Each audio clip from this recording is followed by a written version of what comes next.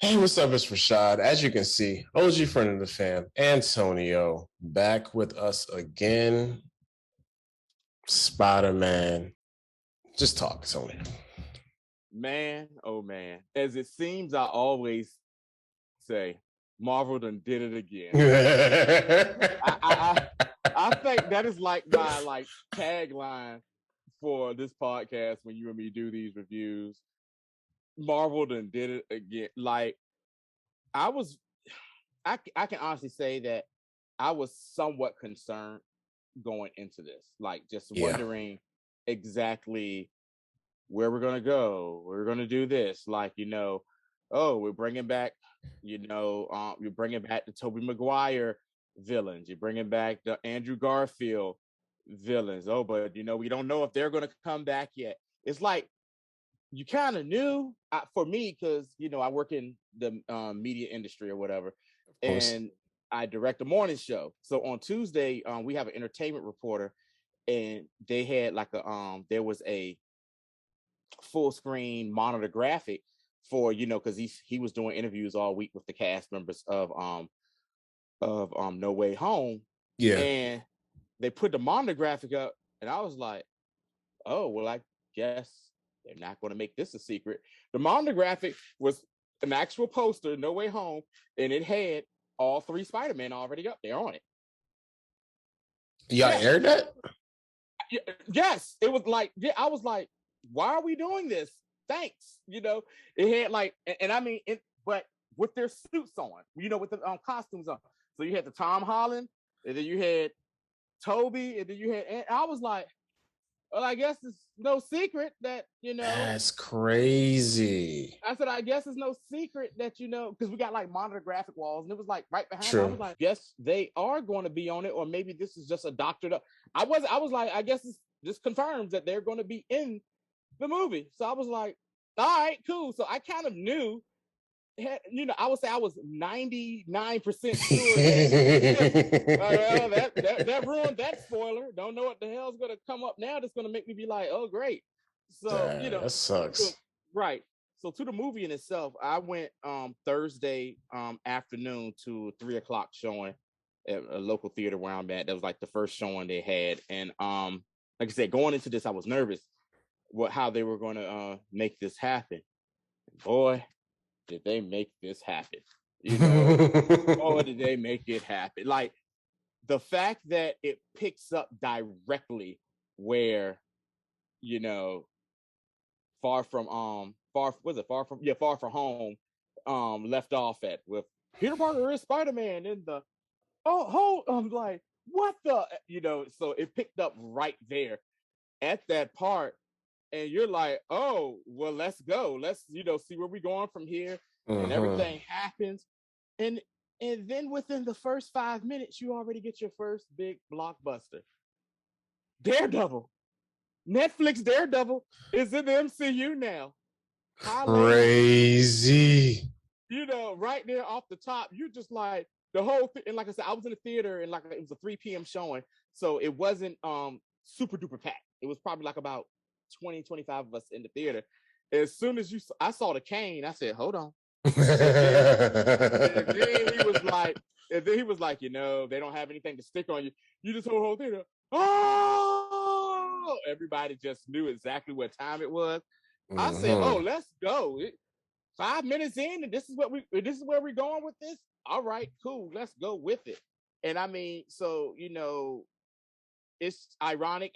I'm not gonna say it's ironic. Disney know what they're doing. Kevin Feige knows exactly what he's doing. The same week that on Hawkeye, we'll talk about that probably next week or whatever after the finale. Yeah. We'll wrap all that up next week. When spoiler for people who haven't seen it. Fast forward now, but we're gonna tell you in Hawkeye, Kingpin showed up on Wednesday. The Kingpin from Netflix for the Netflix series was in Hawkeye. Oh, Vincent D'Onofrio. Vincent D'Onofrio is in Hawkeye. And then a day later for me, I looked at go see No Way Home, and boom, there you go. You got Daredevil from the Netflix series in it, and you was just like, all right, let's go, let's get this going. So like I said, my first reaction, I just want to get out the way, but my first reaction to watching it after watching No Way Home was it hit every emotion that you could possibly want in a movie. To me, it was a perfect ode to to Spider-Man, not just Tom Holland Spider-Man, but every Spider-Man that, within the last 20 some odd years that came out. Yeah, ever since 02. Right, 02. It's a perfect ode to, Spider-Man.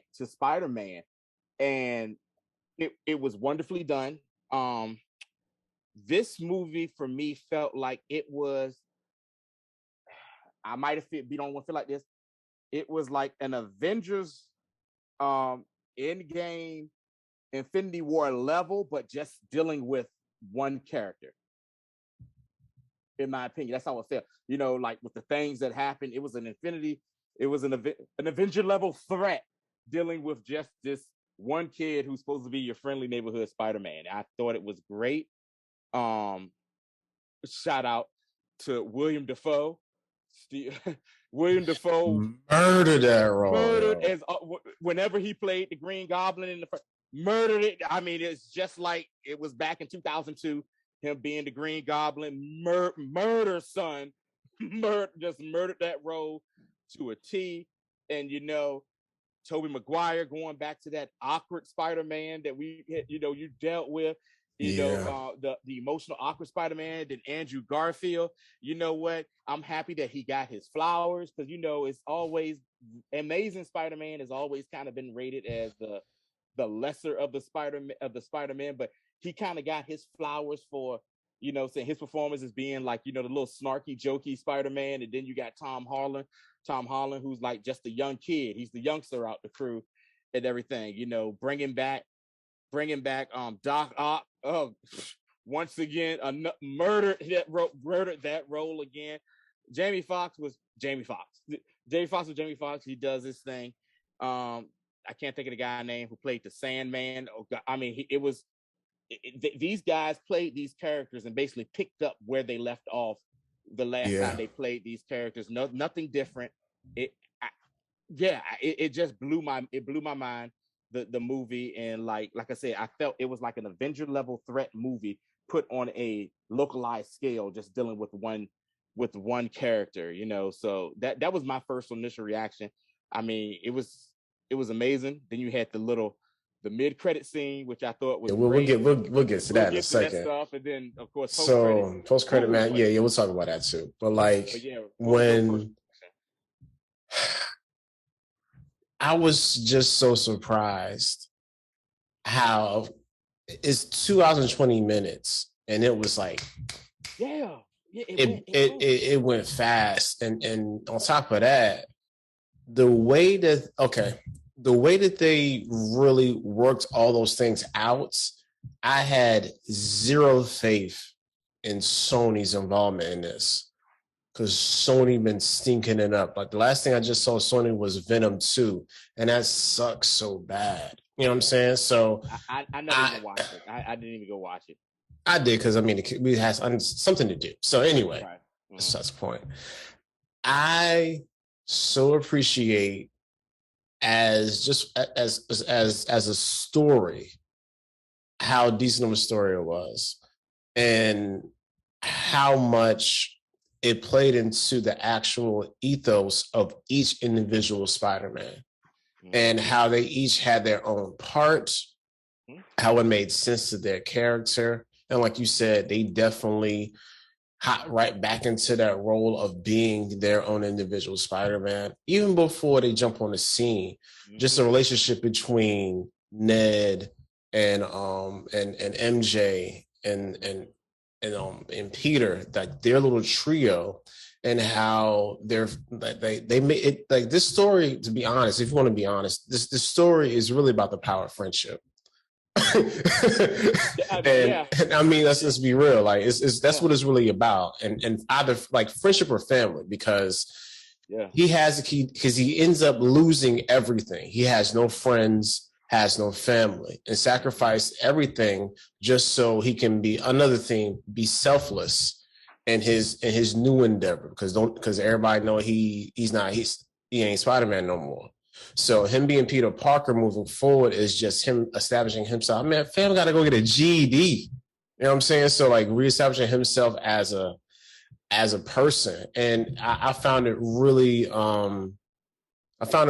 intriguing and heartwarming all at the same time. Like I just was like, I'm just so glad that I forgot the name of the writers, that they nailed it.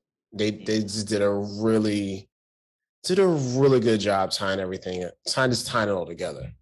Going back to what you said about him being selfless and everything, you saying that just made me think of something, you know, out of all the superhero comics and the, you know, cartoons and shows and movies we've ever seen.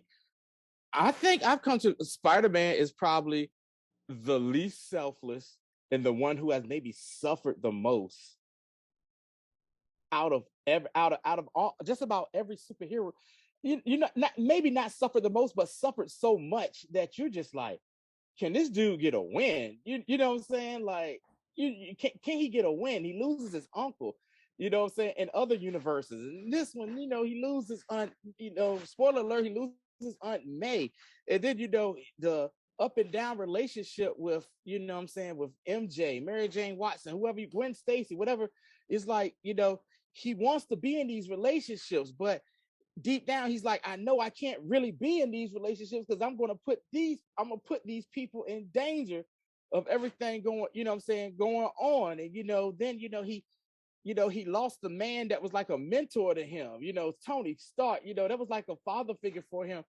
And, you know, he dusted in front of Tony Stark, you know, and you know that scene in you know what I'm saying, Infinity War was heartbreaking. Mr. Stark, I don't feel good. And then he dusts in front of them. And then, like, he gets him back only for what, a 20-minute fight. 5 minutes. 5 minutes. And he loses.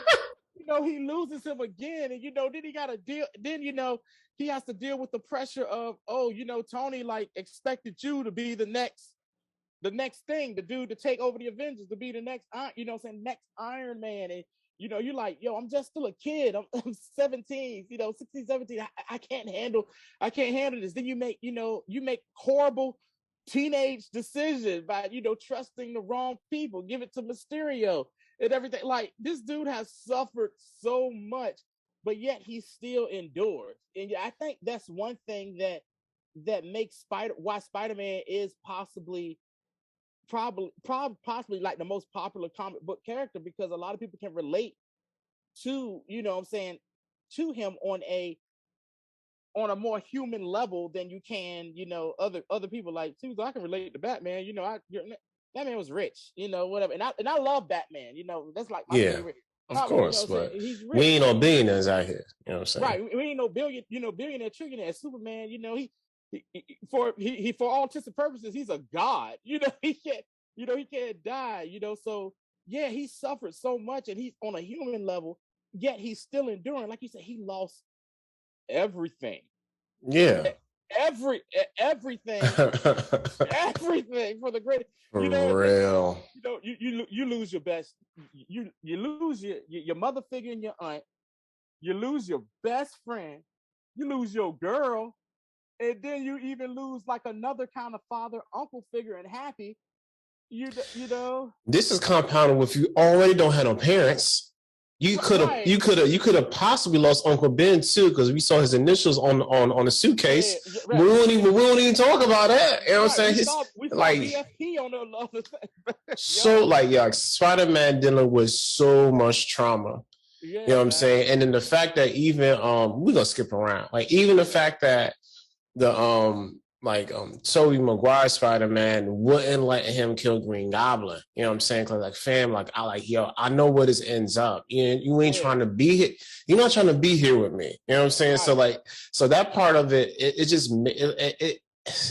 did a really good job. I mean, like, I got like one gripe, but that's really it. But like, all the decisions they made, even the one gripe I had, I understand it when it got to the end. You know what I'm saying? The only real gripe I have is his moral dilemma that leads to the actual plot starting. Other than that, I'm like, I know when I was watching, like with that, I kept saying to myself, I love Tom Holland's Spider-Man. I was like, he's a damn idiot. He's a damn idiot, yo. I'm like, oh my God, like, send these folk back to where they from, we wouldn't have this problem. You know what I'm saying? Like, you know, we sit there, hit that box button, wouldn't have this problem. But you want to be a fixer, and I get it. And, you know, that's people want to do that. Sometimes you want to fix things that are broken, but you know, it's just like, you know, Doctor Strange is like, hey, some things are just. He said, hey, them down is their purpose, fam. Like, we got let's get to it. Think about this. Doctor Strange has to live with that himself with Tony Stark. Exactly. How many possibilities? He said it was only one. And he knew all along it was only one way that they were going to survive the, you know, Thanos and everything. And then when he looked at Tony Stark, it was like it's kind of like they talk to each other like yeah, you know what you got to do. Yeah, hey, it ain't me. It's just gonna be you. You know, he probably has PTSD of knowing that, hey, I'm the reason why Tony Stark did that, but it was for the greater good, you know. Even next level thinking, right? So think about what if, and the absolute point of dying every time. The absolute point for every Peter Parker is going to be their mentor figure dying at some point. That's their absolute point. Like that is not going to change. Yeah, man. You know what I'm saying? 2 Uncle Bens and an Aunt May. What you get? 3 deaths for each Spider-Man. Right. That's his absolute point. You know what I'm saying? So it was also crazy too. And like I said, I know we're jumping all around. No, that's okay. Each Spider-Man has their own ish they got to deal with mentally. Like Tobey Maguire coming, that's not the Tobey Maguire we know. This is an older Tobey Maguire. You know what I'm saying? That man about 40 years old. He got a family and everything. Remember at the end when Doc Ock said, Peter, you grew up. You know what I'm saying? Tobey Maguire, Peter Parker, you know, he still had to deal with the whole Uncle Ben dying, and that was on him. And on top of that, you know, he talked about in the movie, you know, like, I got my own MJ, but, you know, we got our problems. You know, it's a complicated situation. He has, you know, so he has to deal with that kind of nonsense. And then Andrew Garfield's Spider-Man made me think that when he talked about, I lost the girl I love. He lost Gwen Stacy trying to save her. And he was the one that killed her, you know, with the whiplash from the spider web. And he says, it took me in a dark place. I started thinking, well, did he become a Spider-Man who actually killed? I think so. Actually, right. I think he was out there just like, you know. Yeah, like doing like, yeah, like, you know, he had bullet web, like, you know, he was killing people and stuff that was bad to cope with losing, you know what I'm saying, his girlfriend. And of course you got, like I said, you got Tom Holland Spider-Man, you know, having to deal with everything that he, you know what I'm saying, he had to deal with in this whole Spider-Man ethos, man. I mean, the story and how they, you know, they tugged at your emotions in this. And like I said, each Spider-Man had their own ish they had to deal with, and some are still dealing with, you know, to this day, man. And you know, they're, you know, like I said, like you said, the one grip I had was Tom Holland and his moral fiber. That was the whole, you know, because the way, and you know, us being mass comm majors, I teach English for a living. Right. The way that they wrote that in and was able to keep the audience engaged, even with the lunacy of him doing that. You know what I'm saying? Because it's dumb as hell for him to do that. There's no reason. But for them to actually keep us engaged into the end, for it to all come around, to have Doc Ock actually help him in the end, you know what I'm saying? Right.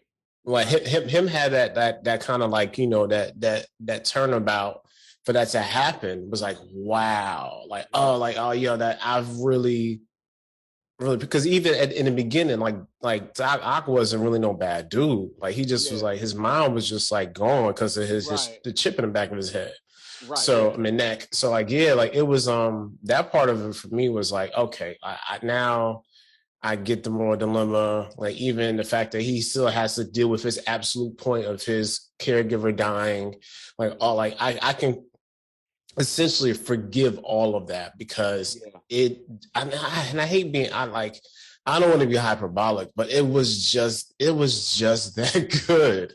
Yeah, you know what I'm saying? Like I feel wrong, like because we be critiquing them all the time, man, and like it'd be stuff to nitpick at, but like for this one, I don't got a whole lot of nitpicks, man. Like I really don't. Even the fact that like the premise of how like all the people got there, like, you know, Electro probably shouldn't have been there, but I don't even care. You know what I'm saying? Like it don't matter to me. And the thing is, when Doc Ock was telling what's the last thing he remembered, I went back and thought, I said, that actually was in the movie. That was in Spider-Man 2. The priest says I had my hands around his neck. And that was that part where Peter was like, you're a good guy. At the end of the movie, right before, you know what I'm saying, he was able to, you know, jack that chip up behind his back. And then same thing with Jamie Foxx was like, I was being added to the power grid. And that's when Gwen Stacy them was actually, you know, like overloading him. And man, like I said, like, dude, like for years to this day, I was always like Spider-Man 2 with Tobey Maguire, with Doc Ock, everything. I was like, that was like one of the best like comic movie ever because it was beautifully done, enough action, enough drama and everything. This may have surpassed it for me. I'm gonna go ahead and say it has. Like like I said, man. As far as Spider-Man movies go, like Into the Spider-Verse has a very special place in my heart.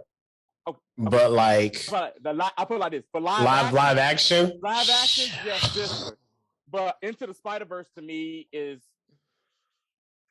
that's like creme de la creme. Like I met as a young lady I work with. That's like her favorite movie of all time. Oh, that's cute. She said, we was talking about what's your favorite movie of all time. She said, you're gonna probably think I'm being ridiculous. I thought she was gonna say like The Notebook or something. She says Into the Spider-Verse. I said, what? And she says, yeah, Into the Spider-Verse is my favorite. She says the story, everything. She says I thought it should have got film of the year. She said she thought it was amazing, and she said that's her favorite movie of all time right there. And I can, and like, she's so, I respect that. I respect that because it was. Yeah, and she's a film, and she makes films too and stuff like that. She's working on film and stuff like that too. So she said it just has a special place in her heart for her. And she said that's her favorite movie of all time. Lord and Miller crushed that. It kind of pisses me off that that Lucasfilm didn't trust them with Solo, but that's another story. But yeah, it's that like this movie was like, yo, I'm really trying my best to see this again. ASAP. You know what I'm saying? I'm trying to see this ASAP, like, cause I probably like, it just was that good, Tony. Like even going back to, let's say, like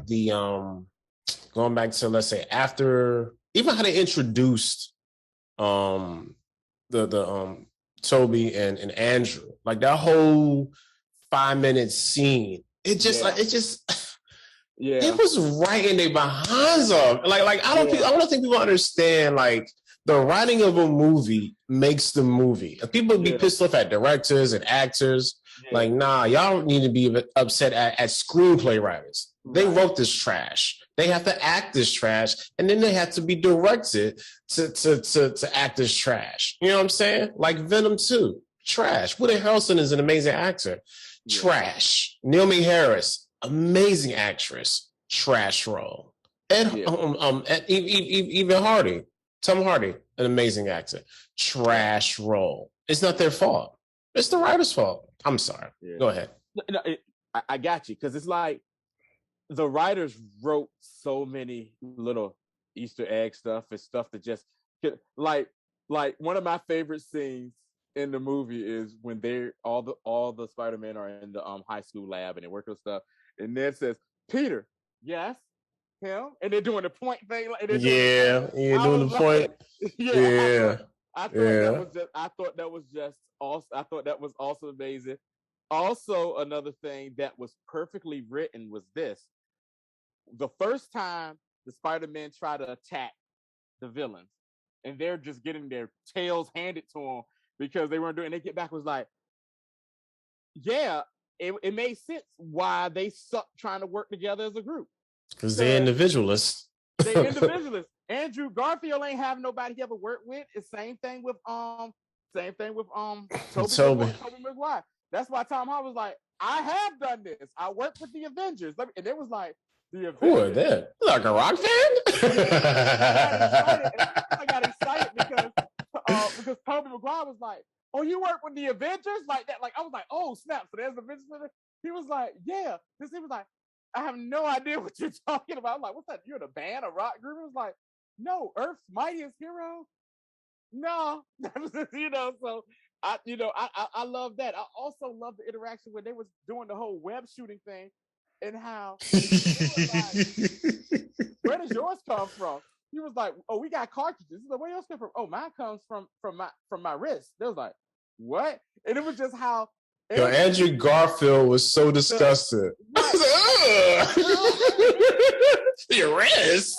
Yo, there's a scene where he's just like, his face is just like that. He's explaining it, and then like he looks over and then it was like, and then you got Tom Holland. Does it come from anywhere else? And you knew exactly what he was talking. He was like, no, it just comes from my and then they had moved on, and Andrew was still stuck on that joint, yo. Like it was so done so well, man. Like it has so much humor, and it has so much heartbreak. Like when he had to watch Aunt May die again, I was like, oh God, yo. But even leading up to that, yeah, Green Goblin was beating the brakes off of that man. He powerbombed him through 3 floors of building. Yo. Yeah. So look, what's also crazy is how Green Goblin was playing them the entire time. Oh yeah, he was evil. He was being evil the entire time. And like his spider sense did pick up on it because he was doing such a good job on it. But then when he figured out his spider sense went off, and that was another great part of acting. It's like Tom Holland was in a room full of villains, and he was just looking around like, which one of you mofos is about to dago do this? And there's something in him. He was like, May, and that right there later on, now that you think of it, was like, oh God, did Spider Sense already tell him that May was gonna die? Could have, but he was even funnier was when they went to the homeless shelter place, and he was and Goblin was talking to May and chilling and stuff, and then Peter started talking to May. He's like, hey man, that's can't trust that's the other dude I need to get, and the whole more dilemma part. Yeah, Fam is in the back stealing donuts. Did you notice that? Yeah. He was like so. I said, yo, that dude's still Green Goblin. Like he ain't crazy old man. Nah, yo, he still had to do something evil. And then too, on top of that, there were little sayings that he said that were in the original Spider-Man. Like when he was behind bars and he was like, yeah, we're gonna try to fix this out, and he was like, well, I fashioned myself as a scientist as well. That's the same line. In the first one, when the first time that met him at the college, yeah, at the college and everything. Well, I fashioned myself as a, so yeah. I mean that like I said, that the movie was great. The movie is great, and folks, like I said, we're jumping around because it's just like no structure to this. It was just how good it is. Let's talk about one thing. Wong is the Sorcerer Supreme. I mean, he had no choice. Right. I can see that, yeah. He had to be. Wong is the Sorcerer Supreme, you know. And on the real, Wong should be the Sorcerer Supreme. You know why? Because Doctor Strange is a jerk. And he's a loose cannon. Why in the hell would he do this for Spider-Man? He should not be the Sorcerer Supreme anyway. You feel what I'm saying? And then Wong's father, too, was a sorcerer who didn't have a hand. That's his father. So that's so like, I mean, also real, like this some more white privilege type stuff right here. Because there's no the daggone ancient one was an old white lady who's still in power. Then she gonna promote Strange, just came here like 2 days ago to be Sorcerer Supreme. Trash. Wong deserved it. He's been in the whole time. Matter of fact, Mordo deserved it. That's why he's gonna be killing everybody come next film. Mordo went from a daggone fade to Dread. We'll talk about that in a minute. Sorry, but yeah. Wong being so. Wong was just like, leave me out of this. I ain't got nothing to do with this. I got important things to do. Right, you know, I got important things to do. You know, leave me out of this or whatever. And then on top of it, and then too, on top of that as well, are we going to see Ned become a sorcerer? We might. Because remember how hard it was for Strange with the sling blade. It took him a whole sequence to get the sling ring right. He can't get the sling ring right for nothing. My man just was like, did his little dap and speak, a little spark popped up. And then he did something else with MJ. He's like, yeah, I don't understand. You're like, hold on. Peter Parker. It opened up no problem. You know, he had a hard time closing it. Really, you know, his first time doing it. Which was hilarious. Yeah, he was like, you know what I'm saying?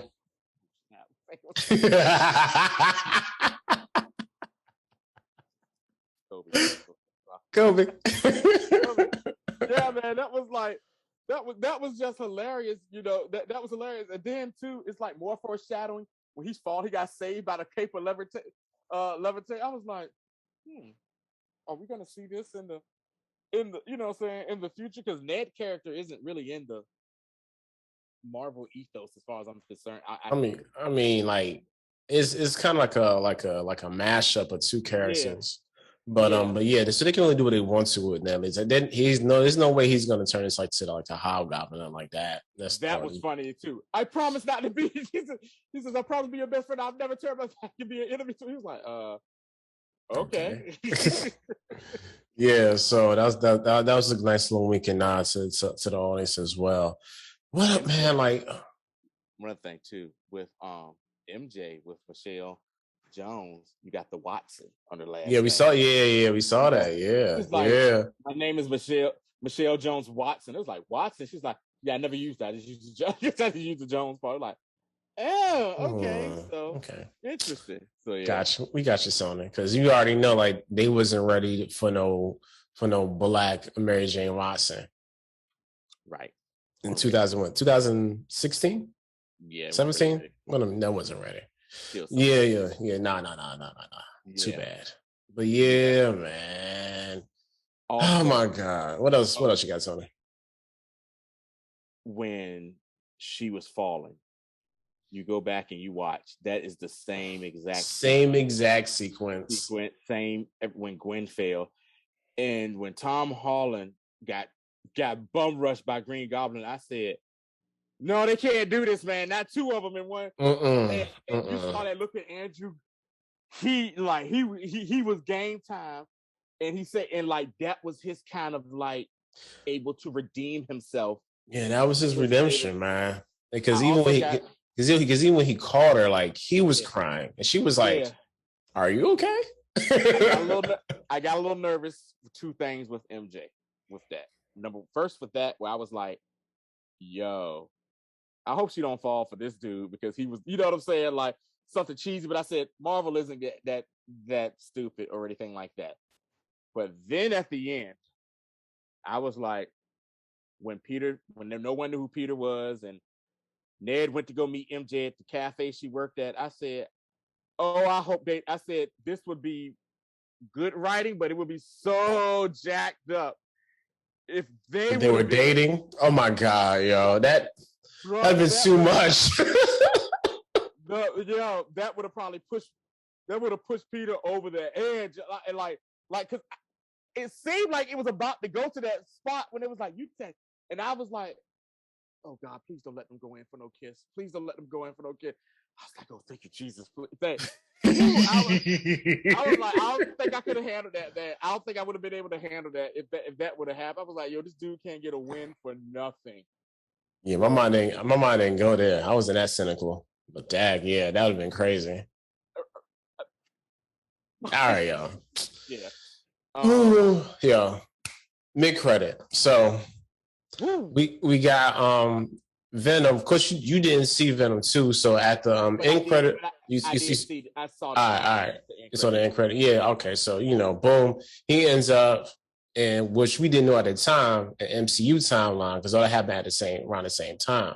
Mm-hmm. So talking to the dude at the bar, the dude is explaining to him the past 5 years of MCU. You know what I'm saying? And then boom, he gets snatched back when it's over. Little small remnant of symbiote remains. Yes. It's like, thank you, Sony, for letting Marvel MCU proper do Venom correctly. Yeah. Thank you for that. I like that. That's why I can't wait until these next several stupid Sony movies pass. Like Morbius is looking like trash, and Morbius looking like trash. What else is like trash? What's coming out? Morbius, and is there another one they're doing? There was word of a Sinister Six. Don't know how true that is. That's scrap. So, but for now, the next one, your Venom came out. Next up is Morbius. Those are the movies that are already made. So after that crap is done, I really hope that I just hope Sony will allow Marvel to help them. You feel what I'm saying? Think about this. In the real Marvel comic continuity, Spider-Man got the symbiote during Secret Wars. Secret Wars coming up. The Secret Wars is coming up. Disney Plus next year. Yeah. For you people that don't know anything about it, that's the Spider-Man got the black costume during the Secret Wars storyline in the comics. Just giving you guys a heads up of what I think is going to happen from that.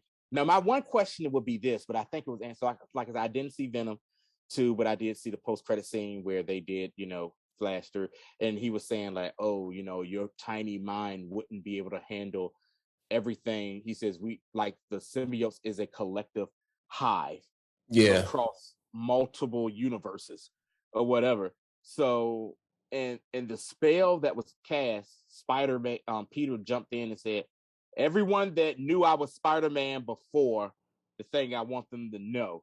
So, some universe somewhere, right? So that means there's a hive mind where you can, I guess you can say that what the Topher Grace Venom, you know what I'm saying, is a different universe. And he knew that Peter Parker was Spider-Man, and that's probably how this Venom popped. You know what I'm saying? This Venom popped in because it's a hive mind, and what I'm saying, because he was completely like, what the hell is going on? But I saw, like I said, in the post-credit scene where Venom was looking at the screen and saw Tom Holland in the Spider-Man suit, he knew, he licked the screen like, I know, what I'm saying, who that is or whatever. So that right there was, like I said, I think that was a little cute thing, but also a thing just to, all right, let's get the symbiote into the MCU. Yeah, let's get this whack Eddie Brock out of the way. Yeah. Cause y'all really fumbled the ball on this one. And let's start over new. You know what I'm saying? Like yo, Marvel's like, yo, Sony, we let y'all eat, you know what I'm saying? But let us do it proper. You know what I'm saying? We not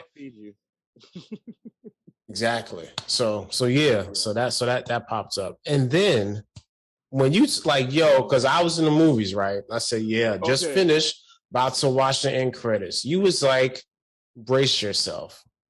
I was like, what is he talking about? because I had just finished. I said, I don't know if he watched it, but I'm like, yo, just finished. And then I was like, you was like, all right, cool.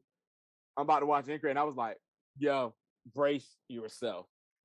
And these people gave us a whole trailer. For all that haven't seen like, it, yo, they give you an entire trailer in the post credit. Man, that whole like 2 minutes long, and they still haven't dropped it online yet. No, let me go ahead and tell y'all. All right, for those of y'all that's when you see this Doctor Strange, and for those of y'all that haven't seen What If, you better go watch What If. Yes, you better go watch What If. That's all I'm saying. Because okay, so I'm playing this. The Doctor Strange trailer is so dope. I don't even really want to talk about it. It's like right. It's just like put like this: March 24th. Butts and seats. We'll have a conversation about this offline. Oh my god, yo! But yeah, that's I don't even want to ruin that for people. But yeah, right. Stay to the end of the movie, and it's gonna be a trailer about. We're gonna say that much. I was like, after it was over, I was like that dude from that. Ain't no way, ain't no way, ain't no way. I was like, ain't no way. I was like, bruh. Yeah, let's end this right here. Yeah, man. So awesome time talking. This is I think this is like the first review where we were both just like blown away by a movie equally, and I'm just happy for that. You know what I'm saying? Because I think the last movie. Did you see Dune? Yes, I did see Dune. We didn't talk about it. We didn't talk about it. You saw it in the theaters, right? Yes, I did. I saw it in the theater. And I saw it at home, so I didn't want to take away from what should have been an IMAX experience, but I saw it on my iMac, so I get it. Yeah, because it was slow. You know what I'm saying? It took them boys forever to get to daggone to get to Dune. Right. But anyway, so with this right here, y'all, this right here, man, I might have to I'm watching people reviews and I've been thinking myself, I'm like, yo, like I gotta go back and reshuffle the deck for my top 5. Yeah. Man. What you mean your top 5 top 5 MCU? MCU, okay, yeah. This is trying its best to be number 5. It's trying its best to be number 5, yo. You know what I'm saying? I'm gonna say something. It's for me. It's trying its damnedest to get into my top 5 superhero movies, period. It's trying its damnedest. It's like, come on, Tonio, let me in. I'm like, I don't know what I would drop, but it's trying. It's trying its best to get up in there. It's trying its best to get up in there. And if it do get up in there, that's you know. So yeah. This definitely. That sounded like the Chappelle joint with the Samuel Jackson beard. Yeah, like you know me so well, Rashad. That's what I meant. Oh God, that's hilarious. But for real, yo, like that's why I gotta see it again, man. Because yeah. All right, like y'all. I said, just, for my closing statement, just for me personally, I don't know about Rashad, but for me, I felt this movie was the perfect love letter to sum up all the Spider-Man movies, single movies that came out since 2002. I'll second that motion. It was, dare I say, beautiful. The live action ones for you Spider-Verse people, like I love the Spider-Verse. Just live action. Yeah, this was definitely like a beautiful culmination, and now we can actually start brand new because he already signed on papers. We get 3 more. He can take a break and start a family, like he said. He wanted him and Zendaya can start a family, whatever they want to do, whatever. They can do whatever they want to do, but you gonna give us 3 more contractually. You know what I'm saying? You gonna pay what you owe, Santa. That's what you gonna pay what you owe, Tom. That's all I'm saying. contractually. Yeah, man. But yeah, appreciate you. We'll be back in a hot minute to review Hawkeye, because that's been a pretty fun series. I should be back from New York, so we'll talk about that after the holiday. Bet. Yeah, don't hang up. We'll holler y'all next time.